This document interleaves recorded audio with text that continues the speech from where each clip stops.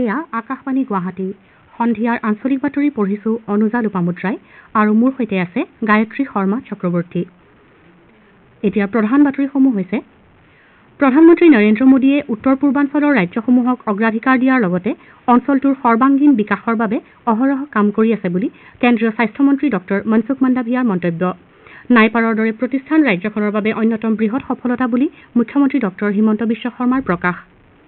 গুৱাহাটীৰ কেন্দ্ৰীয় আয়ুৰ্বেদ গৱেষণা প্ৰতিষ্ঠানত আয়ুষৰ বাবে পঞ্চকৰ্মা ব্লক তথা ফাৰ্মাকলজী আৰু ৰসায়ন বিজ্ঞান পৰীক্ষাগাৰ মুকলি কেন্দ্ৰীয় মন্ত্ৰী সৰ্বানন্দ সোণোৱালৰ।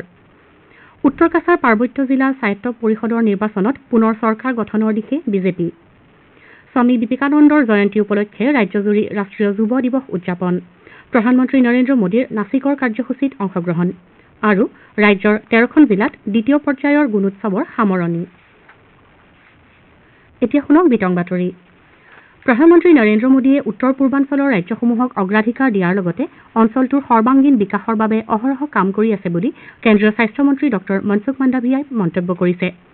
আজি কামৰূপ জিলাৰ চাংছাৰীত national institute of pharmaceutical education and research চমুকৈ নাইপাৰৰ চৌহদ মুকলি অনুষ্ঠানত ভাৰ্চুৱেল ব্যৱস্থাৰে অংশগ্ৰহণ কৰি মন্ত্ৰীগৰাকীয়ে এইদৰে প্ৰকাশ কৰে। অনুষ্ঠানত মুখ্যমন্ত্ৰী ডক্টৰ হিমন্ত বিশ্ব শৰ্মাৰ লগতে কেন্দ্ৰীয় ৰসায়ন আৰু সাৰ দপ্তৰৰ ৰাজ্যিক মন্ত্ৰী ভগৱন্ত খুবা উপস্থিত থাকে।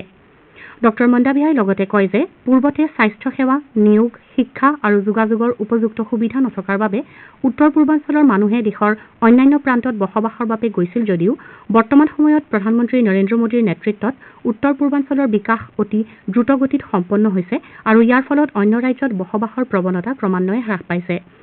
নাইপাৰৰ চৌহদ উন্মোচন কৰি দিয়া ভাষণত মুখ্যমন্ত্ৰী ডক্টৰ হিমন্ত বিশ্ব শৰ্মাই এনেধৰণৰ প্ৰতিষ্ঠান ৰাজ্যখনৰ বাবে অন্যতম বৃহৎ সফলতা বুলি মন্তব্য কৰি নিৰ্ধাৰিত সময়ৰ ভিতৰতে এই প্ৰকল্প সম্পূৰ্ণ কৰি তোলাৰ বাবে প্ৰধানমন্ত্ৰী আৰু কেন্দ্ৰীয় স্বাস্থ্যমন্ত্ৰীলৈ কৃতজ্ঞতা জ্ঞাপন কৰে। উল্লেখযোগ্য যে 157 কোটি টকা ব্যয়েৰে 28,688 বৰ্গ মিটাৰ এলেকাত নাইপাৰৰ নতুন চৌহদটো নিৰ্মাণ কৰা হৈছে। আজি অনুষ্ঠানত নাইপাৰৰ সমান্তৰালকৈ ৰাজ্যৰ স্বাস্থ্য আন্তঃগাঁথনিৰ খণ্ডৰ সৈতে জড়িত আন কেইবাটাও প্ৰকল্পৰ আধাৰশিলা স্থাপন কৰা হয়। প্ৰধানমন্ত্ৰী স্বাস্থ্য সুৰক্ষা যোজনাৰ অধীনত ডিব্ৰুগড়ৰ অসম চিকিৎসা মহাবিদ্যালয়ত 150 কোটি টকা ব্যয় সাপেক্ষ 265খন বিচনাযুক্ত এটা ছুপাৰ স্পেচিয়েলিটি ব্লক মুকলি কৰা হয়। অনুষ্ঠানত অসমৰ লগতে অৰুণাচল প্ৰদেশ, মণিপুৰ, মেঘালয়, মিজোৰাম, নাগালেণ্ড আৰু ত্ৰিপুৰাৰ স্বাস্থ্য আন্তঃগাঁথনিৰ বিভিন্ন প্ৰকল্পৰ আধাৰশিলা স্থাপনৰ লগতে কেইবাটাও প্ৰকল্প উন্মোচন কৰি ৰাষ্ট্ৰৰ নামত উৎসৰ্গা কৰা হয়। প্ৰধানমন্ত্ৰী নৰেন্দ্ৰ মোদীৰ গতিশীল নেতৃত্বত সমগ্ৰ দেশজুৰি পৰম্পৰাগত ঔষধ প্ৰণালী পুনৰুজ্জীৱিত হৈছে বুলি কেন্দ্ৰীয় আয়ুষ মন্ত্ৰী সৰ্বানন্দ সোণোৱালে আজি গুৱাহাটীত প্ৰকাশ কৰে। গুৱাহাটীৰ কেন্দ্ৰীয় আয়ুৰ্বেদ গৱেষণা প্ৰতিষ্ঠানত আয়ুষৰ বাবে পঞ্চকৰ্মা ব্লক তথা ফাৰ্মাকলজী আৰু ৰসায়ন বিজ্ঞান পৰীক্ষাগাৰ মুকলি কৰি কেন্দ্ৰীয় মন্ত্ৰীগৰাকীয়ে লগতে কয় যে স্বাস্থ্যসেৱা ব্যৱস্থা পৰম্পৰাগত ঔষধে নতুন শক্তি বৃদ্ধি কৰিছে। পৰম্পৰাগত আৰোগ্য পদ্ধতিৰ প্ৰামাণিক ফলাফলৰ পৰিপ্ৰেক্ষিতত ইয়াৰ শতিকা পুৰণি চিকিৎসা প্ৰণালী আধুনিক চিকিৎসাৰ সৈতে একত্ৰিত কৰাৰ প্ৰয়োজন বুলিও তেওঁ মন্তব্য কৰে। শ্ৰী সোণোৱালে আজি আজাৰাত আয়ুষ ৱেলনেছ চেণ্টাৰ আৰু হোমিঅপেথীৰ আঞ্চলিক গৱেষণা প্ৰতিষ্ঠানৰ আধাৰশিলাও স্থাপন কৰে। এই আঞ্চলিক হোমিঅপেথী গৱেষণা প্ৰতিষ্ঠানৰ স্থায়ী চৌহদ নিৰ্মাণে ৰাজ্যখনত পৰম্পৰাগত ঔষধ প্ৰণালীৰ প্ৰসাৰত নতুন দিগন্তৰ সূচনা কৰিব বুলিও তেওঁ প্ৰকাশ কৰে। কেন্দ্ৰীয় মন্ত্ৰীগৰাকীয়ে গুৱাহাটীৰ কেন্দ্ৰীয় আয়ুৰ্বেদ গৱেষণা প্ৰতিষ্ঠানক ৰাষ্ট্ৰীয় পৰ্যায়ৰ প্ৰতিষ্ঠানলৈ উন্নীত কৰাৰো পোষকতা কৰে। আধাৰশিলা স্থাপন কৰা আঞ্চলিক হোমিঅপেথী গৱেষণা প্ৰতিষ্ঠানৰ স্থায়ী চৌহদত 50খন বিচনাযুক্ত IPD ইউনিট আৰু বিশেষ ক্লিনিকৰ সৈতে বহিঃশৌচ বিভাগৰ সেৱাৰ ব্যৱস্থা কৰা হ'ব। উত্তৰ কাছাৰ পাৰ্বত্য জিলা স্বায়ত্ত পৰিষদৰ নিৰ্বাচনত পুনৰ চৰকাৰ গঠনৰ দিশে বিজেপি আগবাঢ়িছে। আজি অনুষ্ঠিত উত্তৰ কাছাৰ পাৰ্বত্য জিলা স্বায়ত্ত পৰিষদৰ নিৰ্বাচনৰ ভোটগণনাত বিজেপিয়ে অধিকাংশ আসনত অগ্ৰগতি লাভ কৰি আছে। বাতৰি যুগুতোৱাৰ পৰলৈকে বিজেপিয়ে 28খন আসন বিশিষ্ট স্বায়ত্তশাসিত পৰিষদৰ 16খনত অগ্ৰগতি লাভ কৰিছে। উল্লেখযোগ্য যে নিৰ্বাচনত বিজেপিৰ 6গৰাকী প্ৰাৰ্থী বিনা প্ৰতিদ্বন্দ্বিতাৰে নিৰ্বাচিত হৈছে। প্ৰধানমন্ত্ৰী নৰেন্দ্ৰ মোদীয়ে আজি মুম্বাইত দেশৰ দীৰ্ঘতম দলং অটল বিহাৰী বাজপেয়ী চেৱাৰী নহবা সেৱা অটল সেতু মুকলি কৰে। মুঠ 21.8 কিলোমিটাৰ দৈৰ্ঘ্যৰ এই দলংখন দেশৰ দীৰ্ঘতম সাগৰীয় সেতুৰূপেও পৰিগণিত হৈছে। আজিৰ অনুষ্ঠানত মহাৰাষ্ট্ৰৰ ৰাজ্যপাল, মুখ্যমন্ত্ৰী, উপ মুখ্যমন্ত্ৰীৰ লগতে অন্যান্য বিশিষ্ট ব্যক্তিসকল উপস্থিত থাকে। উল্লেখযোগ্য যে 17,840 কোটি টকা ব্যয় সাপেক্ষে নিৰ্মিত এই অটল সেতুৱে সাগৰৰ ওপৰত 16.5 কিলোমিটাৰ আৰু স্থলভাগৰ 5.5 কিলোমিটাৰ দৈৰ্ঘ্য সামৰি লৈছে। প্ৰধানমন্ত্ৰী মোদীয়ে 2016 চনৰ ডিচেম্বৰত এই দলংখনৰ নিৰ্মাণ কাৰ্যৰ আধাৰশিলা স্থাপন কৰিছিল। অটল সেতু উদ্বোধন কৰাৰ পাছতেই প্ৰধানমন্ত্ৰীয়ে সাগৰীয় দলংখনৰ ওপৰেৰে যাত্ৰা কৰি পানভেলস্থিত নবী মুম্বাই বিমান বন্দৰ ক্ষেত্ৰত উপস্থিত হয়। শিক্ষামন্ত্ৰী ডাঃ ৰণোজ পেগুৱে আজি গুৱাহাটীত প্ৰধানমন্ত্ৰী বন ধন বিকাশ আঁচনিৰ অধীনত ভাৰতীয় উদ্যমিতা প্ৰতিষ্ঠান গুৱাহাটীৰ উদ্যোগত উৎপাদিত কেইবিধমান সামগ্ৰী মুকলি কৰে। ভাৰতীয় উদ্যমিতা প্ৰতিষ্ঠান গুৱাহাটীৰ পৃষ্ঠপোষকতাত বন ধন বিকাশ কেন্দ্ৰৰ জৰিয়তে উৎপাদন কৰা সামগ্ৰীৰ বাণিজ্যিকৰণে ৰাজ্যৰ অৰ্থনীতি সবলীকৰণত গুৰুত্বপূৰ্ণ ভূমিকা পালন কৰিব বুলি মন্ত্ৰীগৰাকীয়ে প্ৰকাশ কৰে। ধেমাজিত 2004 চনৰ 15 আগষ্টত সংঘটিত বোমা বিস্ফোৰণৰ ঘটনা সন্দৰ্ভত গুৱাহাটী উচ্চ ন্যায়ালয়ে দিয়া ৰায়ক ৰাজ্য চৰকাৰে প্ৰত্যাহ্বান জনাই উচ্চতম ন্যায়ালয়ৰ দ্বাৰস্থ হৈছে। ৰাজ্য চৰকাৰে দাখিল কৰা আবেদনৰ শুনানি গ্ৰহণ কৰি উচ্চতম ন্যায়ালয়ৰ ন্যায়াধীশ JK মহেশ্বৰী আৰু ন্যায়াধীশ সুধাংশু ধুলিয়াৰ খণ্ড বিচাৰপীঠে আজি সংশ্লিষ্ট পক্ষলৈ জাননী জাৰি কৰিছে। উল্লেখযোগ্য যে বিগত বছৰৰ 24 আগষ্টত গুৱাহাটী উচ্চ ন্যায়ালয়ে ধেমাজি কাণ্ডত অভিযুক্তসকলক দোষমুক্ত ঘোষণা কৰিছিল। উচ্চ ন্যায়ালয়ে অভিযুক্তক দোষমুক্ত হিচাপে ঘোষণা কৰি দিয়া ৰায়ক ৰাজ্য চৰকাৰে প্ৰত্যাহ্বান জনাই উচ্চতম ন্যায়ালয়ৰ দ্বাৰস্থ হয়। জলসম্পদ তথা জনসংযোগ মন্ত্ৰী পীযুষ হাজৰিকাই আজি মৰিগাঁও জিলাৰ মায়ং উন্নয়ন খণ্ড ভ্ৰমণ কৰি অঞ্চলটোত ৰূপায়ণ হৈ থকা প্ৰধানমন্ত্ৰী আৱাস যোজনা গ্ৰামীণৰ লগতে অন্যান্য গ্ৰামোন্নয়ন আঁচনিসমূহৰ সন্দৰ্ভত এখন পৰ্যালোচনা সভাত অংশগ্ৰহণ কৰে। মন্ত্ৰীগৰাকীৰ সৈতে জিলাখনৰ আয়ুক্ত দেৱাশীষ শৰ্মা, জিলা পৰিষদৰ মুখ্য কাৰ্যবাহী বিষয়াৰ লগতে অন্যান্য বিভাগৰ বিষয়া কৰ্মচাৰীসকল উপস্থিত থাকে। মায়ং উন্নয়ন খণ্ডত এতিয়াও অসম্পূৰ্ণ হৈ থকা আঁচনিসমূহ শীঘ্ৰে সম্পূৰ্ণ কৰিবলৈ মন্ত্ৰীগৰাকীয়ে সংশ্লিষ্ট বিষয়াসকলক নিৰ্দেশ দিয়ে।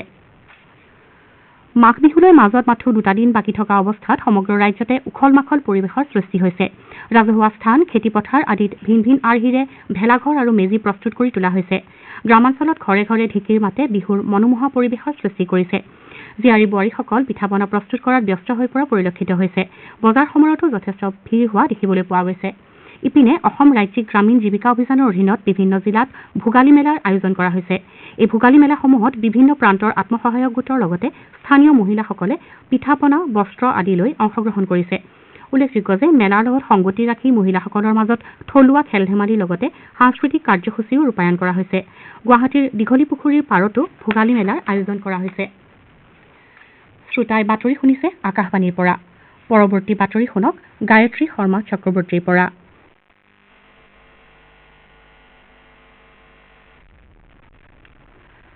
ৰাজ্যপাল গোলাপচান্দ কাটাৰীয়ে কামৰূপ জিলাৰ গৰৈমাৰী উন্নয়ন খণ্ডক ভাউৰীভিটা গাঁও পঞ্চায়তৰ ঘোঁৰামাৰা উচ্চ মাধ্যমিক বিদ্যালয়ত বিকশিত ভাৰত সংকল্প যাত্ৰাৰ কাৰ্যসূচীত মুখ্য অতিথি হিচাপে অংশগ্ৰহণ কৰে। গৰৈমাৰী খণ্ড উন্নয়ন বিষয়া ৰুবিতা চৰকাৰ আৰু কামৰূপ জিলাৰ মুখ্য কাৰ্যবাহী বিষয়া পৰাগ কাকতিৰ লগতে আন আন ব্যক্তি এই অনুষ্ঠানত উপস্থিত থাকে। অনুষ্ঠানৰ লগত সংগতি ৰাখি এই কাৰ্যসূচীত কেন্দ্ৰীয় চৰকাৰৰ বিভিন্ন ধ্বজাবাহী আঁচনি সম্পৰ্কে জনসাধাৰণক অৱগত কৰোৱা হয়। এই অনুষ্ঠানতে স্বাস্থ্য মেলাৰ আয়োজন কৰাৰ লগতে আধাৰ কাৰ্ড বনোৱা, PM উজ্জ্বলা যোজনাৰ আবেদন পত্ৰ গ্ৰহণ, ড্ৰোনৰ প্ৰদৰ্শন আদি কাৰ্যসূচী অনুষ্ঠিত হয়। ৰাষ্ট্ৰপতি শ্ৰীমতী দ্ৰৌপদী মুৰ্মু আৰু প্ৰধানমন্ত্ৰী নৰেন্দ্ৰ মোদীয়ে দাৰ্শনিক তথা আধ্যাত্মিক নেতা স্বামী বিবেকানন্দৰ জয়ন্তী আৰু যুৱ দিৱসত তেওঁৰ প্ৰতি শ্ৰদ্ধাঞ্জলি জ্ঞাপন কৰিছে। স্বামী বিবেকানন্দলৈ শ্ৰদ্ধাঞ্জলি জনাই ৰাষ্ট্ৰপতি শ্ৰীমতী দ্ৰৌপদী মুৰ্মুৱে কয় যে তেওঁ এগৰাকী মহান আধ্যাত্মিক নেতা তথা সংস্কাৰক আছিল, যিয়ে ভাৰতীয়সকলক তেওঁলোকৰ চহকী ঐতিহ্যৰ বিষয়ে সজাগ কৰিবলৈ দেশৰ বিভিন্ন প্ৰান্ত ভ্ৰমণ কৰিছিল।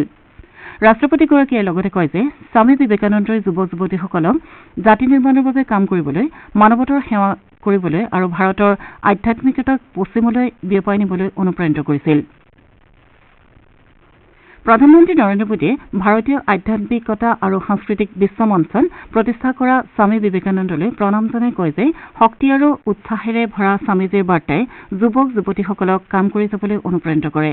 ইপিনে অসমৰ বিভিন্ন প্ৰান্ততো স্বামী বিবেকানন্দৰ জয়ন্তী উপলক্ষে ৰাষ্ট্ৰীয় যুৱ দিৱস উদযাপন কৰা হয়। যুৱ দিৱস উপলক্ষে প্ৰধানমন্ত্ৰী নৰেন্দ্ৰ মোদীয়ে দেশৰ যুৱ সমাজক সম্বোধন কৰা অনুষ্ঠানত শিৱসাগৰ জিলাৰ নামতিৰ শ্বহীদ পিয়লি ফুকন বিদ্যালয়ৰ ছাত্ৰ ছাত্ৰী আৰু শিক্ষক সমাজে ভাৰ্চুৱেলি সংযুক্ত হৈ শ্ৰোতাৰূপে অংশগ্ৰহণ কৰে। কাৰ্যসূচীৰ অংশ হিচাপে মহাবিদ্যালয়খনত আজি স্বামী বিবেকানন্দৰ প্ৰতিচ্ছবিত পুষ্পাঞ্জলি অৰ্পণ কৰা হয়। মৰিগাঁও জিলাৰ বঘৰাতো ৰাষ্ট্ৰীয় যুৱ দিৱস পালন কৰা হয়। এই উপলক্ষে মৰিগাঁৱৰ নেহৰু যুৱ কেন্দ্ৰৰ উদ্যোগত বঘৰা হাইস্কুলত বিভিন্ন কাৰ্যসূচী অনুষ্ঠিত হয়। কৰিমগঞ্জ জিলাতো বৰ্ণাঢ্য কাৰ্যক্ৰমণিকাৰে ৰাষ্ট্ৰীয় যুৱ দিৱস উদযাপন কৰা হয়। ৰামকৃষ্ণ মিছনৰ নিকটৱৰ্তী বিবেকানন্দৰ প্ৰতিমূৰ্তিত মাল্যাৰ্পণ কৰাৰ লগতে বিভিন্ন প্ৰতিযোগিতা অনুষ্ঠিত হয়। চিৰাং জিলাৰ বাছু গাঁৱতো ৰাষ্ট্ৰীয় যুৱ দিৱস উদযাপন কৰা হয়। বিদ্যালয়সমূহৰ গুণগত মান বৃদ্ধিৰ বাবে চৰকাৰে গ্ৰহণ কৰা গুণোৎসৱ কাৰ্যসূচী ৰাজ্যৰ 13খন জিলাত আজি সামৰণি পৰিছে। কৃষিমন্ত্ৰী অতুল বৰাই আজি গুৱাহাটীৰ দক্ষিণ বেলতলা উচ্চ মাধ্যমিক বিদ্যালয়ত বহিঃ মূল্যায়ক হিচাপে উপস্থিত থাকে। মন্ত্ৰীগৰাকীয়ে বিদ্যালয়খনৰ শৈক্ষিক দিশৰ বিভিন্ন বিষয় নিৰীক্ষণ আৰু পৰ্যালোচনা কৰে। পৰিদৰ্শনৰ সময়ত বিদ্যালয়খনৰ ছাত্ৰ ছাত্ৰীসকলৰ সৈতে তেওঁ মত বিনিময় কৰে। ইপিনে যোৰহাটৰ জিলা আয়ুক্ত পুলক মহন্তই ধেনুসোচা প্ৰাথমিক বিদ্যালয় আৰু শংকৰদেৱ ছেনিমেৰী হাইস্কুলত উপস্থিত হৈ ছাত্ৰ ছাত্ৰীৰ শৈক্ষিক আৰু গুণগত মান মূল্যায়ন কৰে। তিনিচুকীয়া জিলাৰ অভিভাৱক মন্ত্ৰী ৰঞ্জিত কুমাৰ দাসে আজি জিলাখনত অনুষ্ঠিত গুণোৎসৱৰ কাৰ্যসূচীত অংশ লোৱাৰ লগতে জিলাখনৰ বিভিন্ন সমস্যা সন্দৰ্ভত প্ৰশাসন আৰু বিভাগৰ সৈতে আলোচনাত মিলিত হয়। মন্ত্ৰী শ্ৰী দাসে নৱজাগৃতি হাইস্কুল, হাফজান, মাকুম নিম্ন বুনিয়াদী বিদ্যালয় আৰু Tinsukia Bengali girls higher secondary স্কুলৰ গুণোৎসৱৰ কাৰ্যসূচীত অংশগ্ৰহণ কৰে। আনহাতে মন্ত্ৰীগৰাকীয়ে চৰকাৰী আঁচনিৰ ৰূপায়ণ সন্দৰ্ভতো বিভাগীয় বিষয়াসকলৰ সৈতে আলোচনা কৰে। শদিয়া মহকুমাৰ বিভাগীয় বিষয়াসকলৰ সৈতেও তেওঁ পৰ্যালোচনা বৈঠকত অংশগ্ৰহণ কৰে। মন্ত্ৰীগৰাকীয়ে লগতে পঞ্চায়ত আৰু গ্ৰামোন্নয়ন বিভাগৰ অন্যান্য বিভাগৰ কাৰ্যসূচীৰো পৰ্যালোচনা কৰে। অসম চৰকাৰৰ সাংস্কৃতিক বিভাগৰ উদ্যোগত শিৱসাগৰ আৰু চৰাইদেউ জিলাবাসী ৰাইজৰ সহযোগত চৰাইদেউ জিলাৰ লাকুৱাৰ আমলখি দেওশালত দুদিনীয়া কাৰ্যসূচীৰে কেন্দ্ৰীয়ভাৱে মেডাম মেহফি উদযাপন কৰা হ'ব। এই উপলক্ষে আজি ৰাজহ আৰু দুৰ্যোগ প্ৰশমন বিভাগৰ মন্ত্ৰী যোগেন মোহনে আমলখি দেওশালত ধৰ্মীয় ৰীতি নীতিৰে মেডাম মেহফিৰ লাই খুঁটা স্থাপন কৰে। উল্লেখযোগ্য যে অহা 30 আৰু 31 জানুৱাৰীত উদযাপন হ'বলগীয়া এই অনুষ্ঠানত মুখ্যমন্ত্ৰী ডঃ হিমন্ত বিশ্ব শৰ্মাই অংশগ্ৰহণ কৰিব। লখিমপুৰ জিলা আয়ুক্তৰ 144 ধাৰাৰ অধীনত দুলুংমুখ ফায়াৰিং ৰেঞ্জৰ আকাশমাৰ্গত ড্ৰোনৰ উৰণ নিষিদ্ধ কৰিছে। কেইমাহমান পূৰ্বে দুলুংমুখ ফায়াৰিং ৰেঞ্জত ড্ৰোনৰ চলাচল পৰিলক্ষিত হৈছে। অনুশীলনৰ সময়ত ড্ৰোন উৰণে বাধাৰ সৃষ্টি কৰাৰ পৰিপ্ৰেক্ষিতত জিলা প্ৰশাসনে দুলুংমুখ ফায়াৰিং ৰেঞ্জক ন' ফ্লাই জোন হিচাপে ঘোষণা কৰে। মাজুলীৰ ঐতিহ্যমণ্ডিত শ্ৰী শ্ৰী আউনীআটী সত্ৰৰ মণিকাঞ্চন ৰংগক্ষেত্ৰত অহা 18 জানুৱাৰীৰ পৰা 30 জানুৱাৰীলৈকে অসম ভাওনা সমাৰোহ 2024 অনুষ্ঠিত হ'ব। মুখ্যমন্ত্ৰী ডঃ হিমন্ত বিশ্ব শৰ্মাই উদ্বোধন কৰিবলগীয়া সমাৰোহখন প্ৰায় 10,000 আয়তীৰ দিহানামেৰে আৰম্ভ হ'ব বুলি উদ্যোক্তাসকলে জানিবলৈ দিছে।